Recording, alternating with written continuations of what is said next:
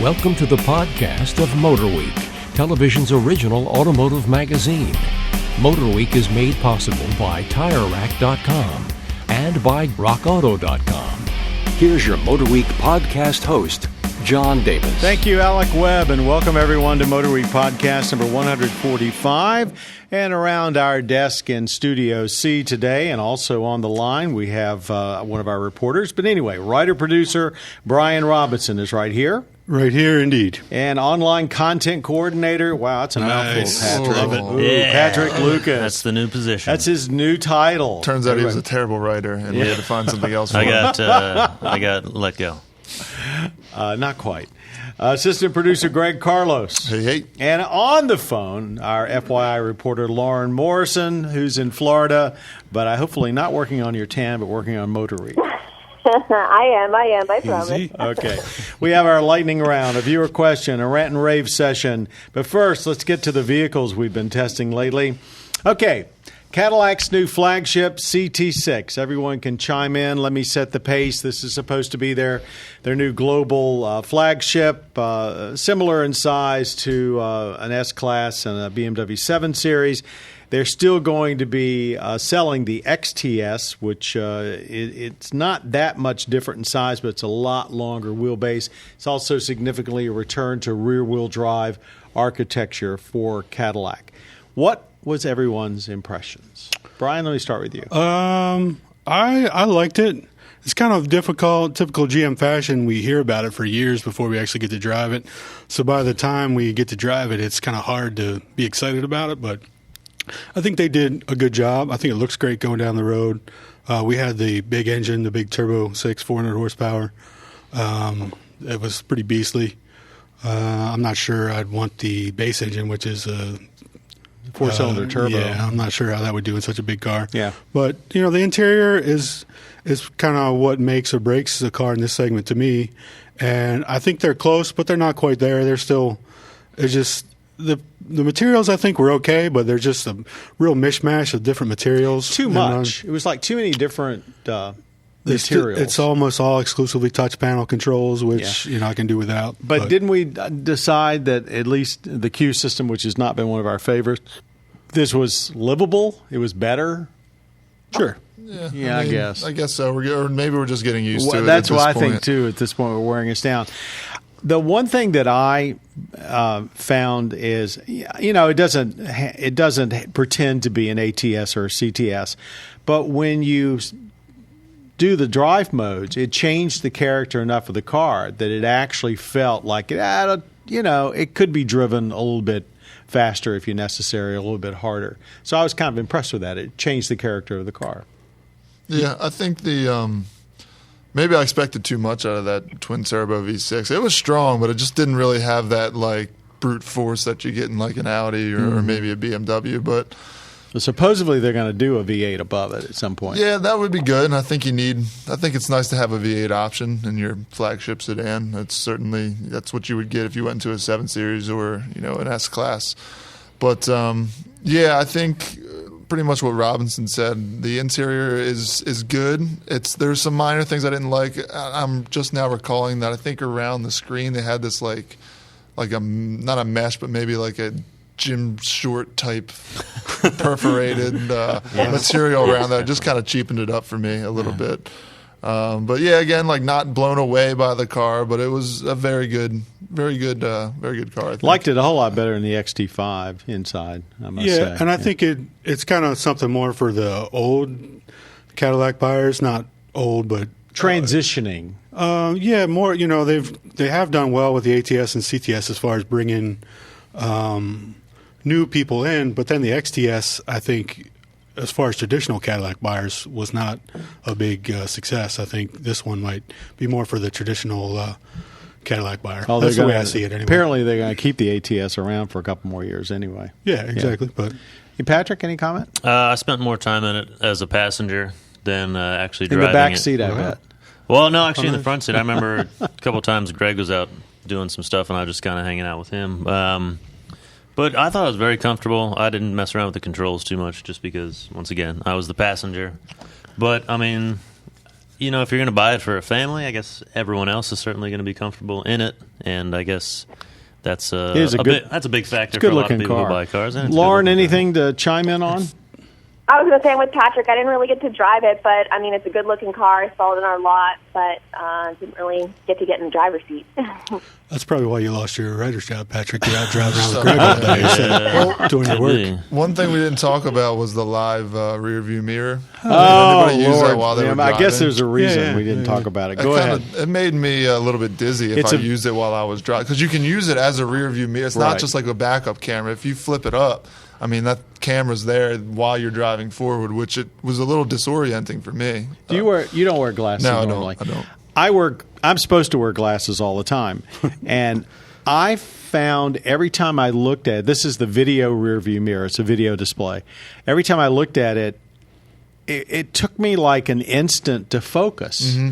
And I don't know if it's the disorientation of not having the headrest and a smaller, rear view mirror, a rear view backlight to look out of, but there was something there that sort of like freaked me out. I wear glasses too. I'm wearing contacts now, but yeah, it's like the surface itself is still it's still a mirror underneath it. So you get this live video display, but then there's still a mirror. So you think that's what underneath it, and you're still kind of seeing. At least to me, it felt like you're still seeing a little double bit image of a reflection of the normal perspective, and then this video perspective, which is a lot wider and a lot lower because I think it's located. Well, that's an interesting explanation. I guess we have not asked an engineer about it, but there was something about it that just threw me off, and like they need to get better than this before I think I'd be wanting to necessarily use it all the time. Yeah. Okay, let's move on to our second car, another luxury car, and actually far more of a mainstay in the luxury sedan business. And this is the long-awaited and much talked about Mercedes-Benz E-Class, complete with all of its semi-autonomous driving capabilities, which we'll get to a little bit later. Patrick, you're the front person on the E-Class. Okay. What do you think? I was very impressed with it. From a I guess luxury, I wouldn't say technology, but just sort of luxury comfort standpoint. I drove it a lot because I went on the press preview, and it has the same turbo i4, the 241 horsepower as the C-Class, and a couple other, I think maybe some SUVs, which was plenty of power. I mean, it wasn't crazy fun or anything like that, but it was entertaining. Just inside, though, really comfortable, really good material quality. They're doing this sort of dual screen, like widescreen setup for your center stack and your instrument cluster. It's optional for the instrument cluster, but it's basically 12.3-inch diagonal screen, high-def screen for your center stack, and then you can get an adjoining one also that has all your gauges and everything in it. So it creates sort of this like seamless, flowing display, and it looks pretty slick. I mean, some people say it looks kind of cheap, especially I think a lot of manufacturers now are going with that flat screen sort of, almost looks like an iPad tacked onto the top of your dash. Yeah. I know Audi's doing it and Mercedes is doing it, and I think even BMW. And but Mazda. It looks pretty cool when you have two of them slapped together and it's one physical piece with just a tiny little black strip in between, and it looks pretty slick. I mean, like I said, sound system's amazing. The seats are really comfortable. Everything feels good to the touch. So I thought it was a very nice car. Now, they've, we're going to talk about autonomous driving later, but did you have any chance to actually do any kind of testing of the semi-autonomous systems? Because according to all reports, it's now basically comparable to Tesla's autopilot, maybe a little bit better.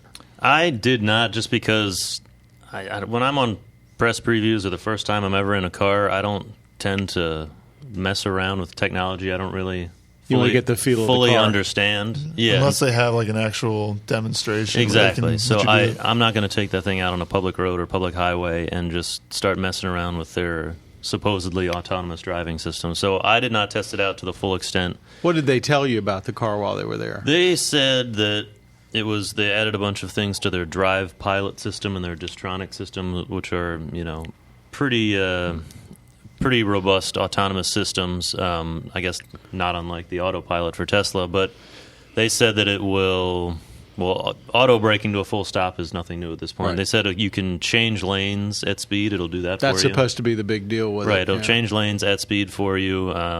Adaptive cruise, obviously, in sort of a 360-ish kind of radar system so that it won't let you merge into someone, or if someone's going to merge into you. I don't know if it'll stop you or if it'll steer you out of the way.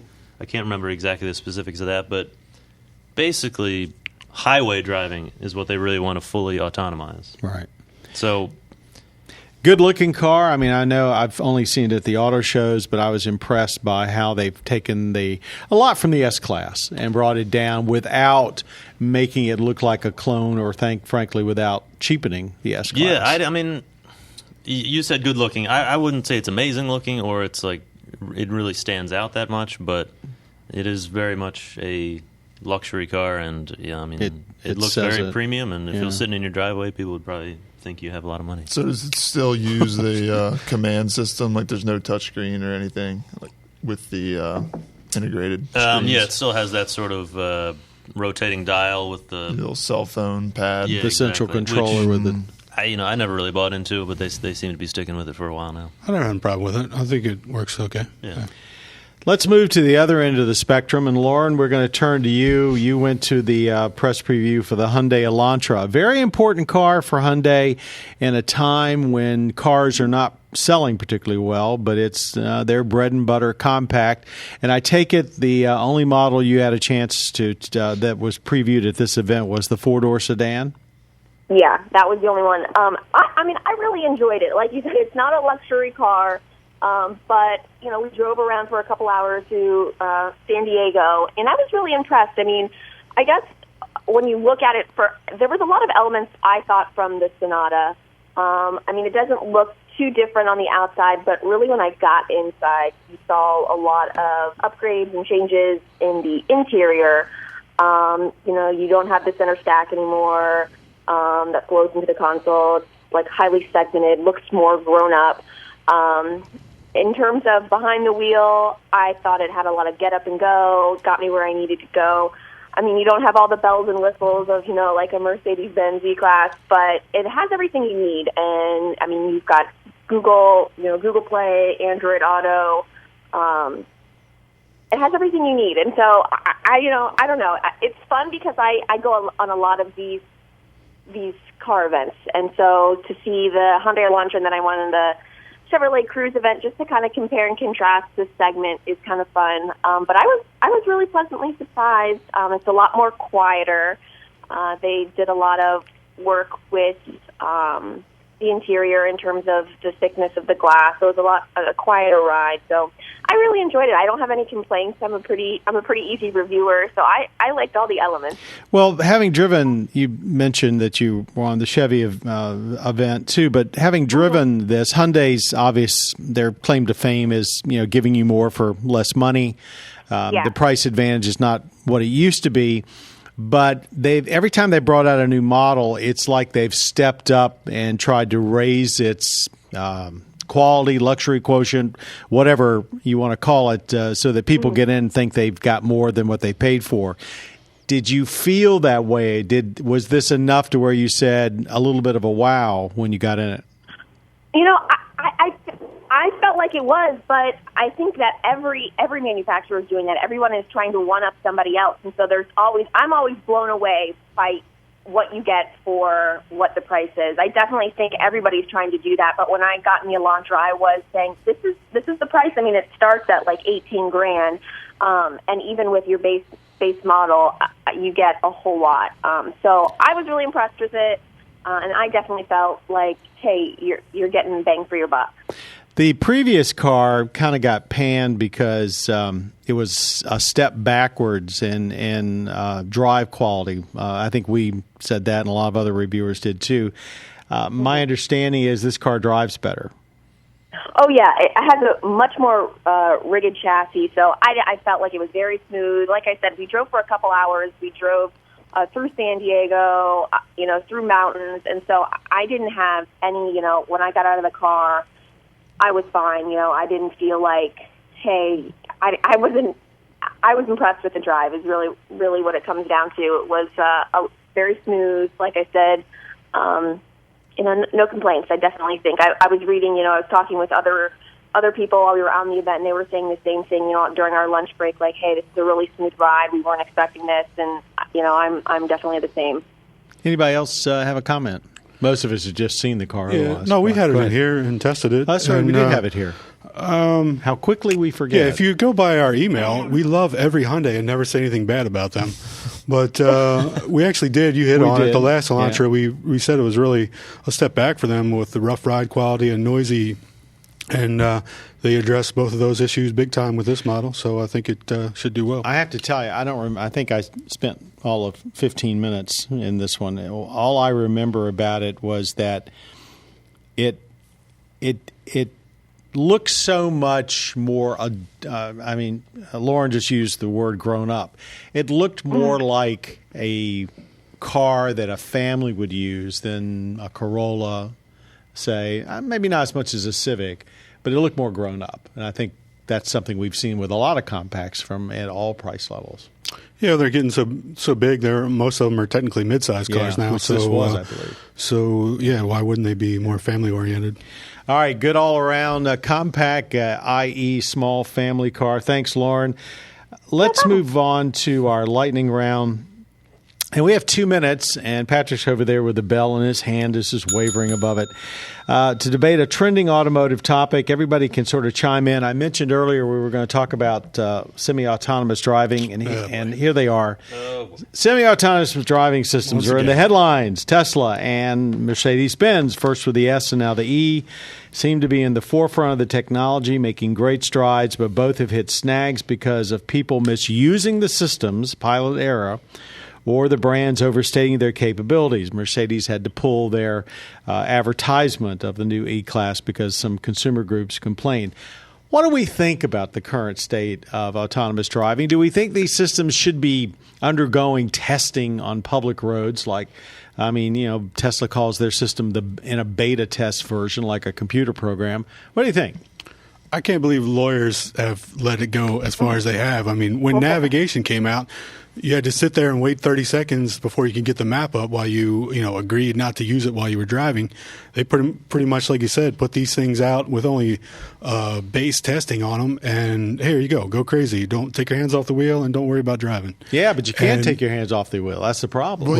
And then it comes in with the Tesla names it autopilot. Right. What is it autopilot to anybody who thinks semi-autonomous. It's just I think that the branding there is bad, and I think they really need to. And I don't think they go out of their way to let people know that this really is in a beta testing, and you should be attentive when you're using the system. I think they really have to say that we do call it autopilot, but you got to be aware and you got to be ready to take over for when it encounters a situation that it can't handle, because there's definitely situations that it can't handle. We need people to pay attention more in cars, not less. Lauren, any comments? I agree with Brian. I've been on some drive events, and I'll have a passenger in the car, and even, adaptive cruise control. People are just, chatting with me, looking over, and I'm like, oh my God, just focus on the road. I get that. I'll even admit, you get in the driver's seat and you use some of this technology, and after, a couple minutes, it's working, and, you kind of lose focus on, the drive. So I get it, but I agree with everybody that it's scary thinking that everybody on the road could be just as distracted if everybody's driving some kind of autonomous vehicle. All the videos showing people, especially in Teslas, driving with their hands in their laps and all of that, and the manufacturer there for a while was actually encouraging that. That was a bad move. Now they're trying to, and maybe this is an answer to the legal system, trying to back away from saying that autopilot at Tesla is one system, and that was not at fault. But autonomous braking, which apparently was why the car didn't stop, that's a separate system when anybody logically would think they have to be part of the same system, quote unquote. Yeah. So I think my feeling is exactly like yours is these systems are not ready for prime time, and they should not be encouraging people to use them without paying attention. And frankly, if your hands move from the wheel more than a few seconds, the system should give you a warning and then shut off promptly. And I assume that's probably what they will do very soon. I want our friends at the IIHS, if you're watching or listening, to start doing some testing. I think they would probably shed some serious light on that. Like all this, what's the newest one? Well, the side impact, the front overlap, and then the headlights are the big thing now. Mm-hmm. Once they really step in, a lot of the actual issues become glaringly obvious for some reason. So I think once they start testing it, you'll start to realize. We saw this in their automatic braking tests when they started doing automatic emergency braking. The systems were really not very good. Mm-hmm. Within 1 year, they all came up to almost exceptional standards, mm-hmm.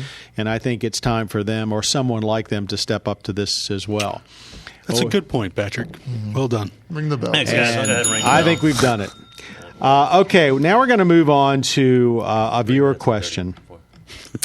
I don't know why this person wants to remain anonymous, but Anonymous asked. They didn't want to remain anonymous. Man, I was getting ready to Saab. I was thinking that is a possible baby name. I have a 2007 Saab. Okay. No. A Saab with an airbag recall notice, so it's got a Takata airbag. When I originally got it, the dealer had no replacements in stock when I called. We kept driving, but now the airbag malfunction light has come on in the dash. Now, no dealers have or probably will have replacement parts. What should I do? Put a piece of tape over the light and carry on. Ignore it. Before you do that, keep ignoring. I wimped out and I gave Pat Goss, our technician guru for the show, since the beginning a call. He actually had seen this question before. He says you've got a couple of choices. One is you can start searching wrecking yards for a replacement airbag. He said the chances are, of course, you're going to be replacing it with an airbag that will also be recalled. So you have to keep that in mind. But unless you live in a very humid environment, you're probably okay. At least that's what the experts seem to be saying. That's one thing. The other thing is, however, if you he should check with his technician, whoever services his car, because generally speaking, when you get an airbag malfunction light, it means the airbag is not working and will not go off in an accident. So you don't have protection, but you also probably are not in danger of it coming apart and having the shrapnel blow up in your face. So you might just want to live with it. After all, the car is not really worth that much anyway.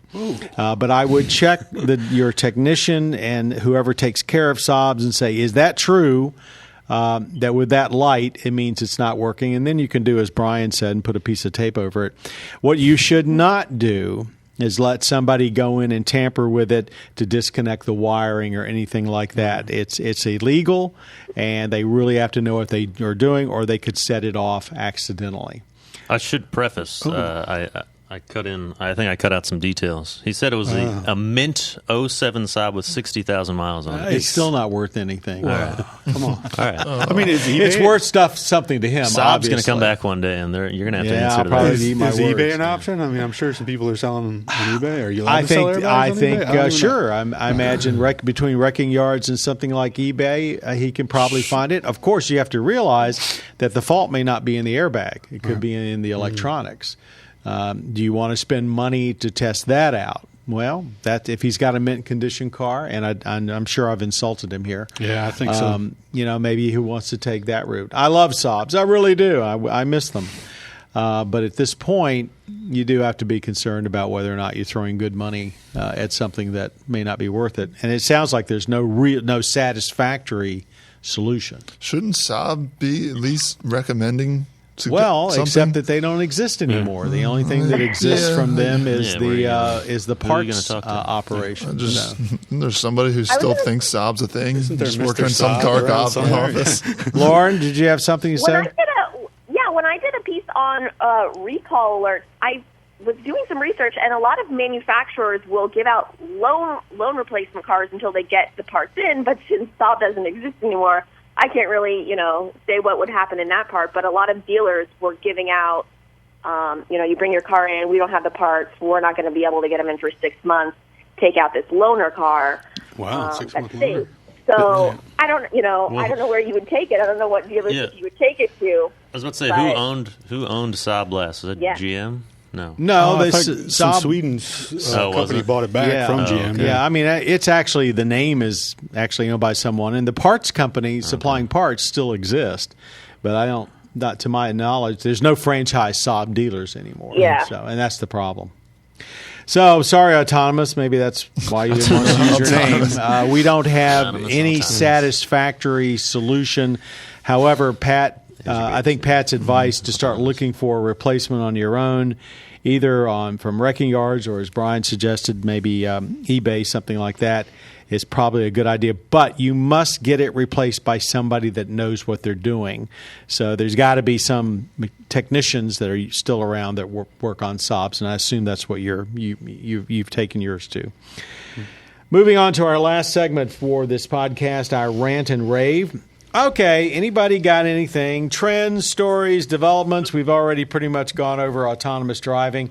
Anything else sticking in your craw? Whatever it is. I got nothing, actually.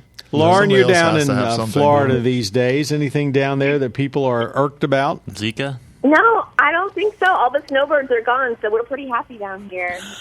All the snowbirds. Well, tell me something. We're really into offending people today. That's awesome. That's an offensive podcast. When you are there during the winter season, as a full-time resident, do you get frustrated with out-of-town drivers? So frustrated.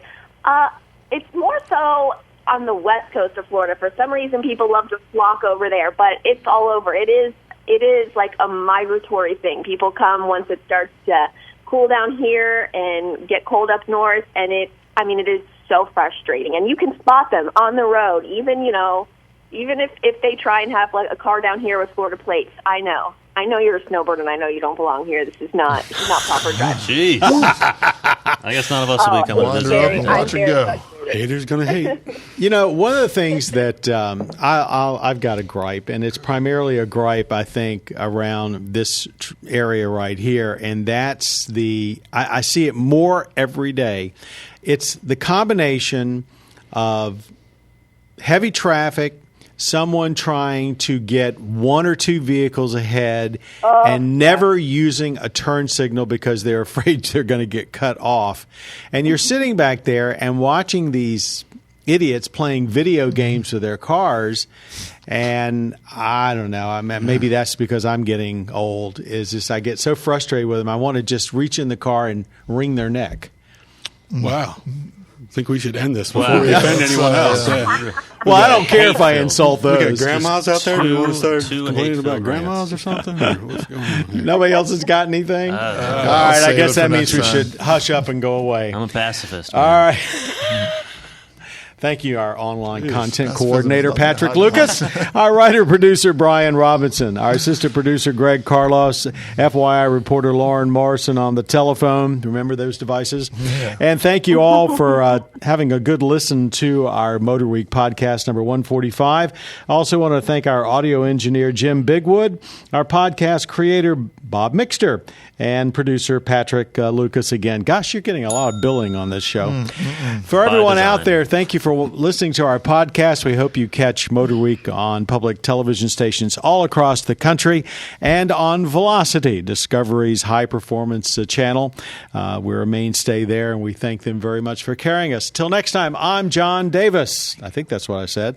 Thank you for watching, listening, and being a part of MotorWeek. You have been listening to the podcast of MotorWeek, television's original automotive magazine.